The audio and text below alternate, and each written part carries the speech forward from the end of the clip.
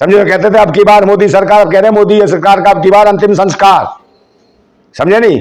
अब की बार जनता करेगी चमत्कार। माहौल तो खराब है, केंद्र सरकार के खिलाफ है, मोदी सरकार के खिलाफ है, क्यों मोदी ने जितनी स्थितियां खराब की है, पनौती है इस देश के लिए। सभी जान रहे हैं, जब से आए काम धंधे रोजगार सब पे पनौती की तरह बैठ गया है। शिक्षा, स्वास्थ्य, रोजगार, सुरक्षा और महंगाई चरम सीमा पे। कार्रवाई हो सकती है आपके ऊपर? काय की ऐसे लगता है जैसे जो महंगाई भी है ऐसे शेषनाग की तरह बैठ गया डस के। समझे नहीं? देशवासियों का जीना मुहाल हो गया, बहन बेटियों की इज्जतें और अस्मतें बचना मुश्किल हो गई इसके शासन में। समझे नहीं? और सुरक्षा की स्थिति देख ही रहे हो तुम, निर्वस करके बहन बेटियों को घुमा दिया जाता है। ये बेटी बचाओ बेटी पढ़ाओ है। महाकाल में देखा तुमने जैसे मोदी की लहर चल रही है, आप क्या लहर, उसका कहर चल रहा है। ये कहर चला रहा है, ये देशवासियों के ऊपर कहर है, ये बरपा रहा है, लोगों को दुखी कर रखा है इस आदमी ने। समझे? पाखंडी है, ये ढोंगी है, दुनिया भर के चेहरे बना लेगा, टोपा टोपी, कभी कुछ पहन लेगा कभी कुछ पहन लेगा। तो ये तो आज अलग टाइप का बहरूपिया आदमी है। ये राष्ट्र को क्या दे सकता है? ये कुछ नहीं दे रहा। खुद स्वयं अपना कहता था ना भाइयों खाऊंगा ना खाने दूंगा, हमें क्या पता था कि ना जीऊंगा ना जीने दूंगा। खुद जी रहा है और जीने भी नहीं दे रहा देशवासियों को। इतना बड़ा पनौती है, शादी करी तो बीवी की जिंदगी में पनौती बन गया है। समझे नहीं? उसको छोड़ दिया, उसके पूरी जिंदगी पनौती बना दी। ये जहां जाता हुए पनौती है। श्रीलंका गया, श्रीलंका का देखा क्या हाल हुआ, लंका लग गई श्रीलंका की। वहां के नेताओं को मारा पब्लिक ने दौड़ा दौड़ा के। वहां गया, फिर उसके बाद वहां भी गया, कहाँ? पाकिस्तान। पाकिस्तान गया बिना बताए बिरयानी खाने। नवाज शरीफ का क्या हुआ? पाकिस्तान छोड़ के भागना पड़ा उसको। इतनी बड़ी पनौती है। क्रिकेट मैच में गया, देखो अभी विश्व कप वाले में कैसे टीम इंडिया को हरवा दिया, वहां पनौती। खेल में तो हार जीत, अरे खेल में हार जीत इतनी बड़ी जीत है कि सरदार पटेल का स्टेडियम छीन लिया इस आदमी ने। स्वतंत्रता सेनानी थे सरदार पटेल, उनका बताओ स्टेडियम छीन लिया है। और वहां पे फिर उसका नाम रख दिया नरेंद्र मोदी स्टेडियम, और वहीं फाइनल मैच करा दिया। और जगह भी तो हो सकता था फाइनल, पर दुनिया को दिखाना था, पूरे सर्च होना चाहिए था पूरे देश में, चाहे अखबारों में चाहे टीवी में, कहाँ final Narendra Modi stadium, Narendra Modi stadium. तो पहले तो खिलाड़ी परेशान थे कि पनौती स्टेडियम में करा दिया, और स्टेडियम नरेंद्र मोदी, उसके बाद खुद पनौती वहां पर आके बैठ गया। खिलाड़ियों ने कहा जिंदगी खराब कर दी इसने, पनौती आके बैठ गया, मैच गया हाथ से। फिर ये गया कहाँ? वहां पर गया, क्या नाम है, चंद्रयान 2। चंद्रयान 2 में देखा इसने क्या करा था?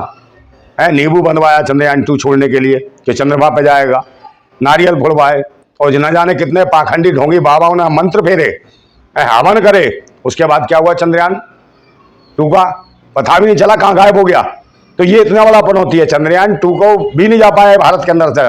और जब चंद्रयान 3 लॉन्च किया, ना तो नींबू बांधा ना नारियल फोड़ा, वैज्ञानिक कहा नहीं इसकी जरूरत नहीं, पाखंड है, ऐसे ही जाएगा, और तुरंत गया। देखो, और ये आदमी अगर भारत में होता तो चंद्रयान 3 भी कहीं भटक जाता। तो इतना बड़ा पनौती है देश के लिए कि बुरी हालत है। देश के 85 करोड़ लोग जो है ना 5 किलो राशन पर पल रहे हैं, बताओ इसके शासन में। और ये कहता है डंका बज रहा पूरी दुनिया में, तो ये डंका बजता है देश के जब लोग जो भुखमरी के कंगार पे हैं। 85 करोड़ लोग हैं, 8500 करोड़, एक सम्मानित 85 करोड़ व्यक्ति के लिए आप इस तरह की भाषा कौन सा कर रहे हो? कौन सम्मानित है?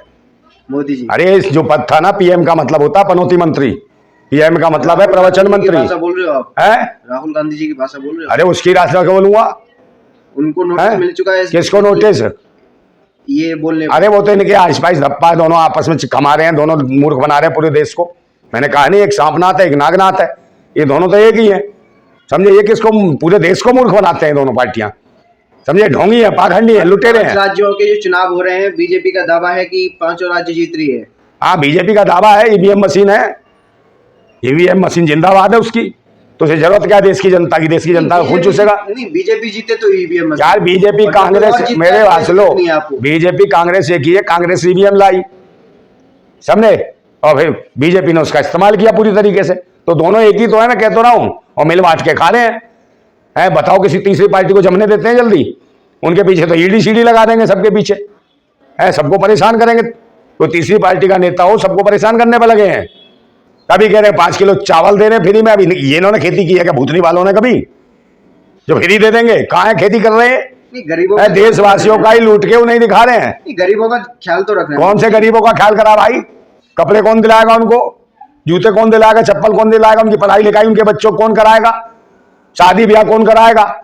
खुद की तो शादी करके बीवी छोड़ देते हैं, और दूसरों की शादी नहीं होने देंगे, रटवा रखेंगे। जैसे राष्ट्रीय शोषण संघ, राष्ट्रीय वो शोषण संघ, और राष्ट्रीय सांड संघ सारे के सारे वो रंडवे हैं, समझे। ऐसे रंडवा रखेंगे पूरे देशवासियों को, खाने को मिलेगा नहीं, रोजगार है नहीं, रोजगार की स्थिति कमजोर कर दी है। 2024 में देख लेना, अगर ईवीएम मशीन की जगह बैलेट पेपर पर चुनाव करा लें, इसकी अगर 10 सीटें भी ले आए पूरे भारत के अंदर, तो कह देना भाजपा वाले 3 तारीख को रिजल्ट आने वाला है। रिजल्ट क्या आने वाला है, ईवीएम मशीन से वोट हुई है, जैसे चाहेंगे वैसे कांग्रेस बीजेपी घुमा लेगी, मिल बांट के खा रहे हैं, दूसरे लोगों को आगे आने का मौका नहीं है।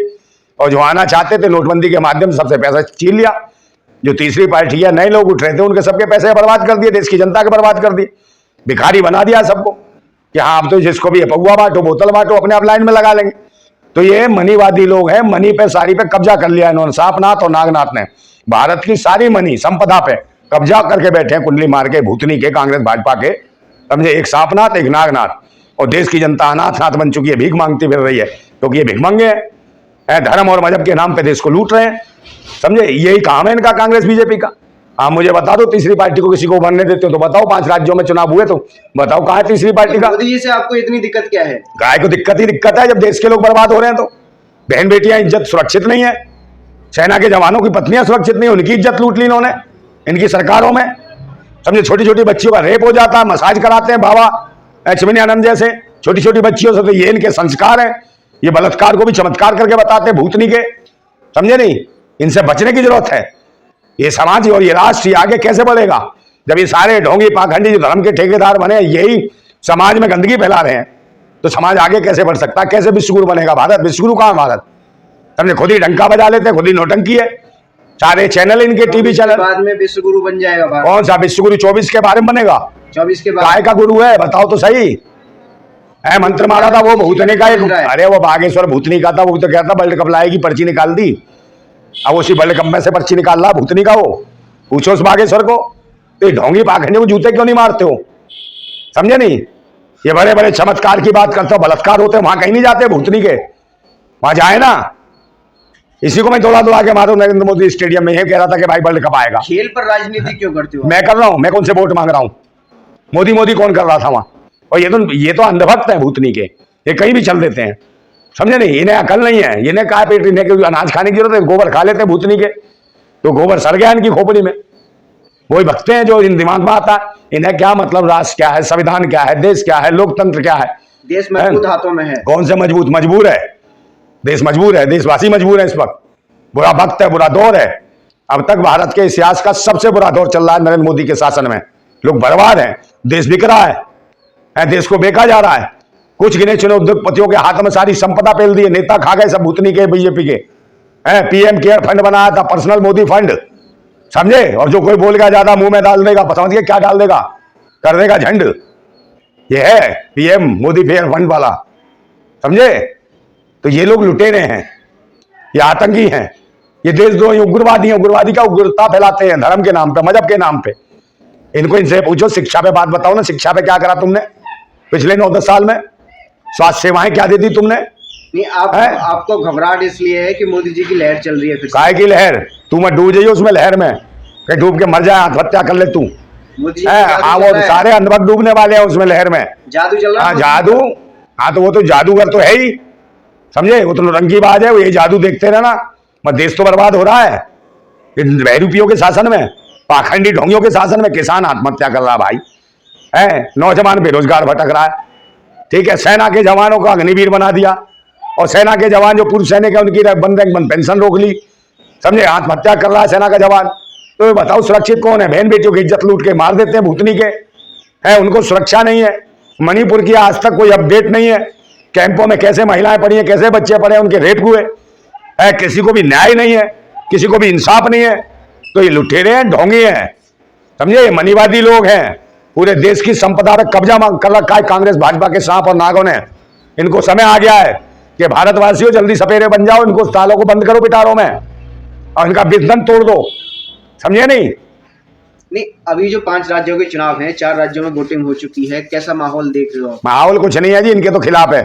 एक तरफ यहाँ बीजेपी कह रही है कि भाजपा बीजेपी तो क्या क्या कहती है। बीजेपी के अंधभक्त तो ये भी कहते हैं भूतनी के 2014 के बाद आजाद हुआ देश। ये पैदा भी भूतनी के 2014 के बाद हुए।